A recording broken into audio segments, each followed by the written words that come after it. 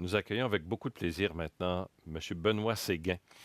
Il a été plongeur, pas plongeur en cuisine, là, avant qu'on m'accuse d'être, comment dire, pas suffisamment précis. Non, non, plongeur, athlète, plongeur. Il est devenu professeur à l'Académie internationale olympique. Il fait partie de cette série de portraits réalisés par Samuel Larochelle des communications de Plongeon Québec, où l'on s'intéresse à l'après-carrière de gens qui ont connu une belle carrière de plongeur déjà. Bon après-midi, M. Séguin.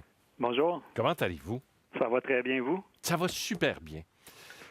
Vous savez pourquoi? Oui. Pourquoi? Parce que je me prépare, avec ma très savante collègue Annie Pelletier, à présenter, pas ce week-end, mais le week-end prochain, la Coupe Canada de plongeon à la Société Radio-Canada. Puis on est en pleine préparation, alors on est fébrile, puis très, très heureux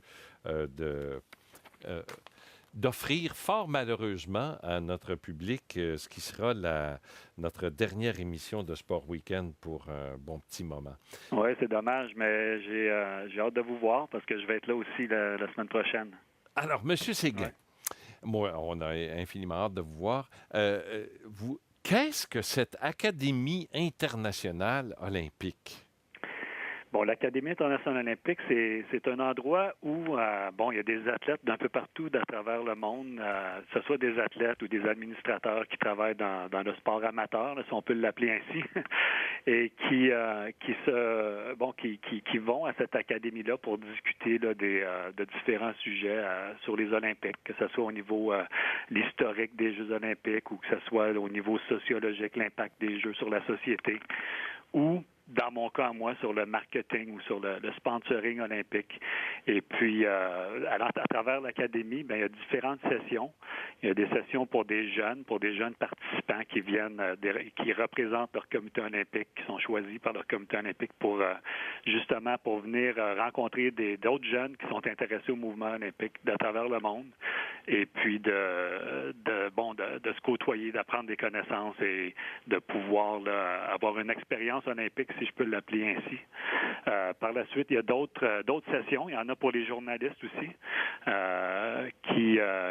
que eux vont avoir là, des thèmes là, très spécifiques au niveau peut-être de la couverture des Jeux, mais aussi pour apprendre un peu l'historique des Jeux olympiques et puis des athlètes et puis de différents moments forts là, qui sont attachés aux Jeux. Et puis dans mon cas, moi j'enseigne il y a un programme aussi qui est un programme pour les étudiants là, qui font des études de diplômés, donc un postgraduate studies qu'ils appellent. Et puis je couvre l'aspect de marketing olympique. Oui, c'est votre H, comme on dit dans le domaine des études universitaires. Vous êtes enseignant maintenant, on dit enseignant à l'Université d'Ottawa ou professeur. Professeur s'applique mieux qu'enseignant, n'est-ce pas? Oui, c'est professeur. Oui. Professeur-chercheur aussi, là, c'est un peu, on fait un peu des deux. Hein? On enseigne, on fait des cours, mais on fait aussi, on doit avoir des projets de recherche là, qui sont qu'on continue à chaque jour dans le fond. Ce qu'il y a d'intéressant, c'est que vous n'hésitez jamais à témoigner de ce que la vie d'athlète vous aura laissé comme héritage en prévision de votre actuelle carrière. Oui, non, je crois que c'est important aussi, d'avoir, en tout cas pour moi, l'expérience que j'ai eue comme athlète, ça a été dans le fond, si je peux m'exprimer ainsi, le tremplin pour la carrière dans laquelle je suis aujourd'hui, là, parce que le plongeon, comme probablement n'importe quel autre sport, là, lorsqu'on est impliqué, puis on met beaucoup de notre temps, de nos énergies, puis aussi de nos rêves. Hein. Moi, un de mes rêves, c'était justement de participer aux Jeux olympiques. Bon, ça s'est pas concrétisé, mais ça m'a ouvert d'autres portes que j'ai pu entrer dans ces portes-là et puis de poursuivre là, mon cheminement à travers le sport. Car c'est ce que je comprends, c'est après avoir vu des compétitions de plongeon aux Jeux olympiques de Montréal que la flamme s'est allumée.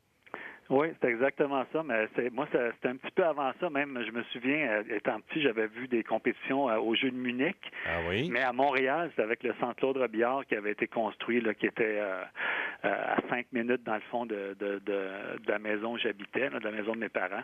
Et puis à partir de là, j'avais vu les Jeux aussi, les Jeux olympiques là, de plongeon à Montréal. Puis ça a été, j'ai fait l'équation que bon, il y a la piscine Claude Robillard avec des tremplins jusqu'à 10 mètres de haut. Puis les jeux avec certains athlètes comme Greg Louganis puis Klaus DiBiase que j'avais vu performer, là, que je m'étais dit, oui, ça c'est un sport que j'aimerais vraiment pratiquer.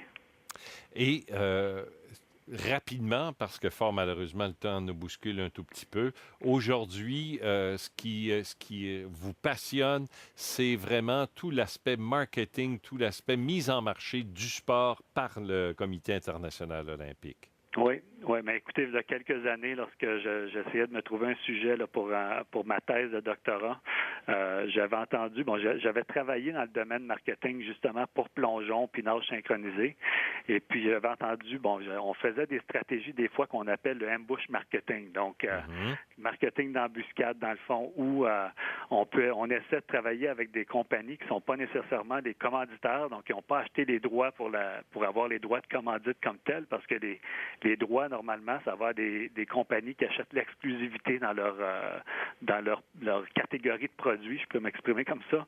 Et puis, si par exemple Coca-Cola est le sponsor, eh bien, peut-être que Pepsi peut utiliser d'autres stratégies pour essayer justement d'aller chercher la visibilité qu'un événement comme les Jeux olympiques peut offrir.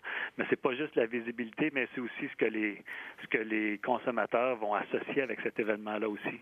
Donc, dans le cas des Olympiques, c'est vraiment la marque olympique et les valeurs qui sont associées avec cette marque-là que les compagnies veulent des fois être associées avec ou d'aller chercher certaines peut-être un transfert d'image qui peut se passer aussi. Monsieur Benoît Séguin, merci d'avoir accepté notre invitation cet après-midi. On vous retrouve. J'ai hâte de vous serrer la pince la semaine prochaine à Plongeon. Avec plaisir. Bien, merci. Au revoir. Au revoir.